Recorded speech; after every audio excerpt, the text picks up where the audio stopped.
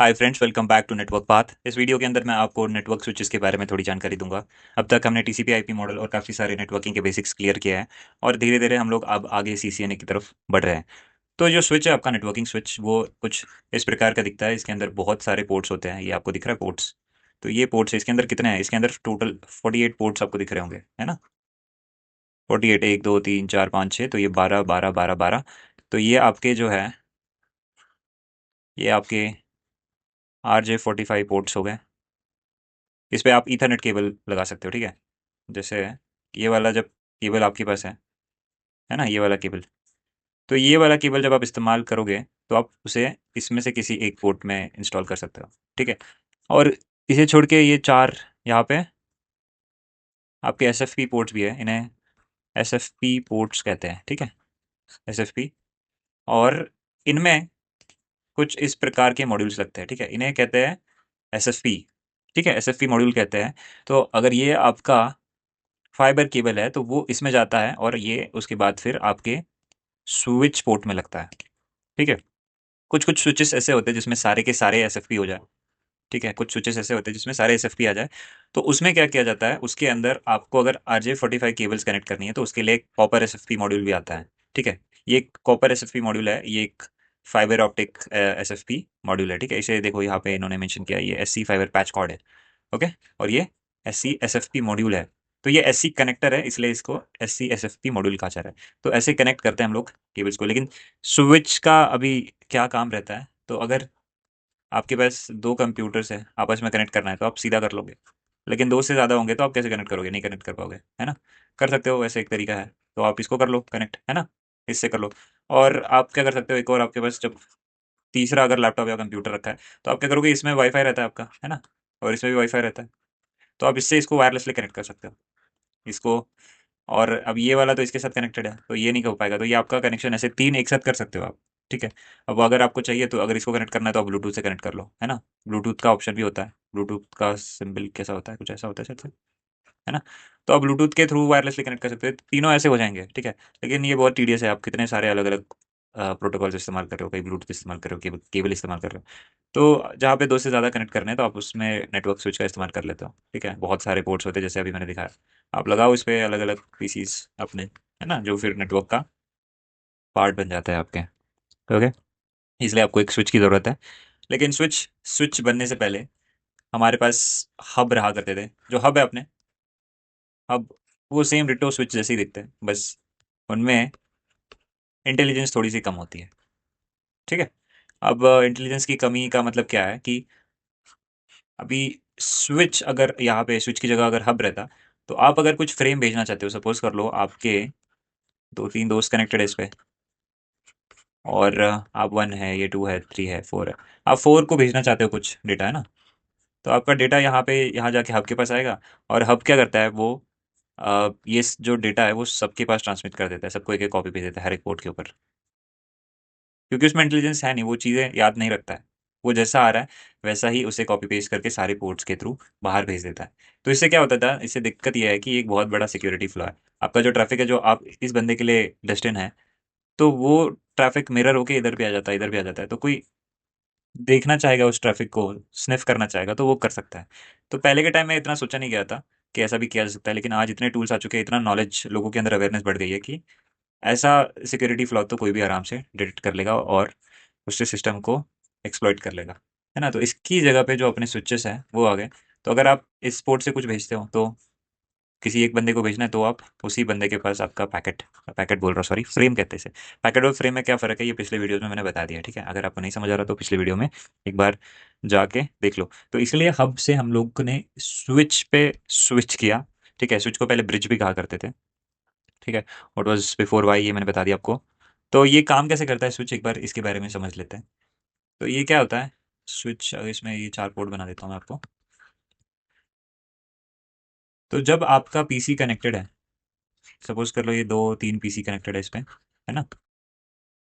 तो सबसे पहले क्या होता है, जो आपका जो स्विच है, ये सारी की सारी जो पोर्ट्स के ऊपर डिवाइसेस कनेक्ट है उनका मैक एड्रेस याद रखता है। क्यों?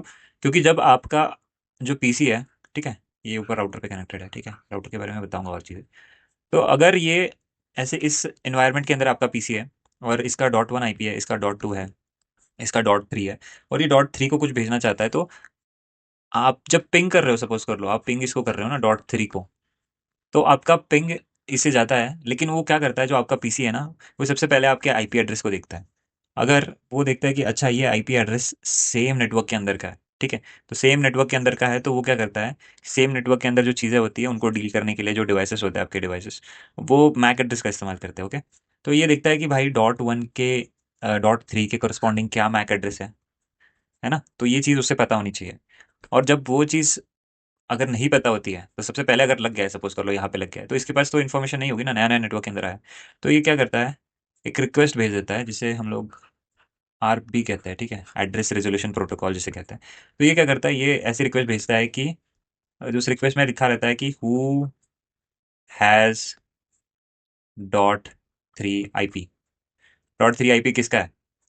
और फिर आप सोचोगे कि किसके पास जाएगा सबसे पहले, आपको तो एड्रेस का तो एड्रेस ही नहीं पता, तो किसके पास भेजेगा। ये क्या करता है, सबसे पहला जो इसका रिक्वेस्ट जाता है आपका, वो इस एड्रेस पे भेजता है, ठीक है, इसको लिखो आप इस एड्रेस पे। इसे हम लोग ब्रॉडकास्ट मैक भी कहते हैं, ठीक है। तो जब आपको नहीं पता है कि सामने वाले का मैक एड्रेस क्या है, ठीक है, क्योंकि रीच तो इसे करना ही है वैसे भी, तो ये क्या करता है, सारे जो डिवाइसेस है इस जो नेटवर्क के अंदर है, उनको सबको मैसेज भेजना चाहता है। तो ये एक मल्टीकास्ट की तरह काम करता है। तो आपका जो लैपटॉप है, ये मैसेज भेजेगा हु हैज़ .3 IP, और जब ये स्विच के पास आएगा, देखेगा अच्छा ये एफ सारा एफ वाला मैक एड्रेस है, तो ये क्या करता है, सारे के सारे पोर्ट्स से इसको ट्रांसमिट कर देता है। तो इससे भी भेज देगा, इससे भी भेज देगा, इससे भी बाहर निकल जाएगा, है ना, तो ये 3 पोर्ट में ट्रांसमिट हो जाएगा, उसको छोड़ के जिस पोर्ट में से आया है। तो इसे भी मिल गया, इसे भी मिल गया, और इसे इसे भी मिल गया। तो .3 के पास जब ये रिसीव होता है, तो .3 देखता है अच्छा ये मेरा आईपी एड्रेस है। ओके, मेरा आईपी एड्रेस है। तो ये जो आर रिक्वेस्ट इसने भेजी है, इसका एक रिप्लाई ये वापस भेजता है, ठीक है। और जब आर रिक्वेस्ट भेजता है, तो उसमें क्या करेगा, आप अपना सोर्स भी देगा ना, डेस्टिनेशन में क्या देगा ये, एफ देगा, है ना, सोर्स में अपना दे देगा। सपोज कर लो .01.02 ऐसा कुछ है उसका मैक एड्रेस, तो उसका मैक एड्रेस होगा उसका खुद का, है ना, PC1 का। तो जब इसके पास आता है, तो इसको दिखता है अच्छा इस सोर्स मैक से आई है रिक्वेस्ट, तो ये रिप्लाई में भेजता है ऐसे करके कि अच्छा ये .3 है, ये मेरे पास है, ठीक है, वो बोलता है यस आई हैव दिस। तो इसके पास रिप्लाई जब आएगा, तो उसमें सोर्स मैक होगा, है ना, और डेस्टिनेशन तो इसका होगा .1 का डेस्टिनेशन होगा, और .3 का सोर्स होगा, तो इससे इसको मैक मिल जाएगा। तो सबसे पहली चीज़ जो होती है, आपका जो पीसी है ना, PC1, इसके अंदर एक आर्प टेबल होता है, ARP table, okay, address resolution protocol table. इस टेबल के अंदर 2 कॉलम्स होती है, जिसके अंदर पहला कॉलम होता है आपका आईपी, और दूसरा होता है आपका मैक। ओके, तो हर एक मैक के आईपी के करस्पॉन्डिंग जो मैक एड्रेस है, वो यहाँ पे मेंशन होता है, ठीक है। तो अगर .3 को भेज रहा है, तो .3 का उसने लर्न कर लिया है कुछ, तो मैक एड्रेस है ना। तो जैसे ही लर्न कर लिया इसने, लर्न करने के बाद अगला जो मैसेज होगा, वो सीधा मैक एड्रेस पे भेज देता है ये, ठीक है। और फिर जो बाकी सारी जो बातचीत होती है, वो मैक एड्रेस पे ही होती है। तो आपने ये चीज़ गौर करी कि जब इसने इस बंदे ने जब अपनी रिक्वेस्ट बाहर भेजी, तो इस पोर्ट के थ्रू गई, तो जो अपना स्विच है ना, ये स्मार्ट रहता है। तो जो आपका स्विच है, ये क्या करता है, इसके पास भी एक टेबल रहती है, जिसे हम लोग कहते हैं, ठीक है, मैं दूसरे पेज में बना देता हूँ इसको। जो आपका स्विच है, स्विच, इसके पास होती है कैम टेबल, ठीक है। कैम का फुल फॉर्म शायद कंटेंट एड्रेसेबल मेमोरी ऐसा कुछ रहता है। तो इसमें क्या होता है, आपका जो पोर्ट नंबर है, इसमें 2 कॉलम्स होते हैं, अगेन पोर्ट नंबर और मैक एड्रेस। तो ये याद रखता है कि भाई पोर्ट 1 पे जो डिवाइस कनेक्टेड है ना, उसका क्या मैक है, पोर्ट 2 पे कनेक्टेड है उसका क्या मैक है, और पोर्ट 3 पे क्या है उसका क्या मैक है। और ये चीज़ हमेशा अपडेट होती रहती है, ठीक है, क्योंकि आपके जो डिवाइसेस है वो बहुत चैटी होते हैं, तो हमेशा आपस में फ्रेम्स एक्सचेंज करते रहते हैं। तो अगर इसको टू को अगर इसको रीच करना है कि भाई टू को, तो वो आईपी एड्रेस देखेगा, अच्छा हाँ नेटवर्क के अंदर है, इसका मतलब वो क्या करेगा, मैक एड्रेस ट्राई करेगा ढूंढने का।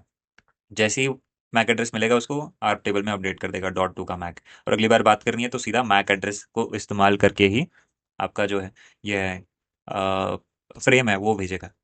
अब आप सपोज कर लो कि 2 स्विचेस है, वो कुछ ऐसे बैक टू बैक कनेक्टेड है, ठीक है, बैक टू बैक भी हम लोग स्विचेस को कनेक्ट कर सकते हैं, क्योंकि एक स्विच में लिमिटेड पोर्ट्स होते हैं। और अगर आपके लोग ज़्यादा है, तो फिर आप उस कंडीशन में क्या करोगे, बड़ा स्विच खरीदोगे, पुराना वाला वेस्ट कर दोगे।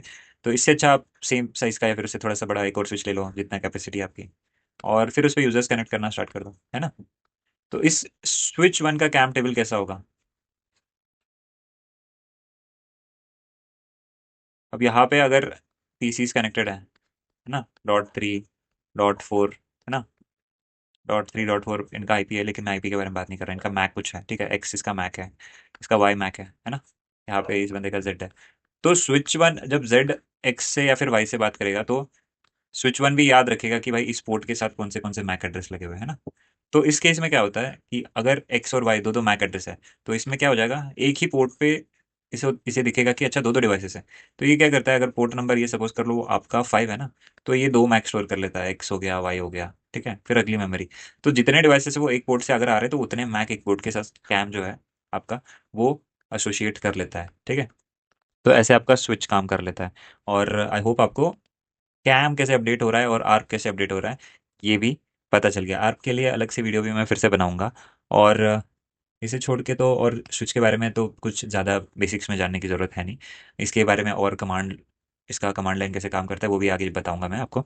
और पोर्ट्स कितने होते हैं, पोर्ट्स होते हैं कभी आपको कम पोर्ट वाला भी मिल जाएगा, छोटा सा इतना सा 6 पोर्ट वाला आपको ये 12 मिल जाएगा, फिर 24 पोर्ट का मिल जाएगा, 48 पोर्ट का मिल जाएगा। और अगर ये भी अगर कम पड़ रहा है आपको तो कुछ कुछ स्विचेस में ना स्लॉट्स होते हैं खाली, तो खाली स्लॉट्स में आप और पैनल्स फिट कर दो, तो आपका स्विच में और बहुत सारे पोर्ट्स हो जाएंगे, ठीक है। और जो आपका पोर्ट नंबर है ना वो ऐसे नॉर्मल नहीं होता है, अलग अलग उनके नोटेशंस होते हैं। तो अगर मैं एचपी के स्विचेस की बात करूँ तो कुछ इस तरह का नोटेशन होता है, ये पोर्ट नंबर 1 हो गया, ये पोर्ट नंबर 2 हो गया, पोर्ट नंबर 3 हो गया, है ना।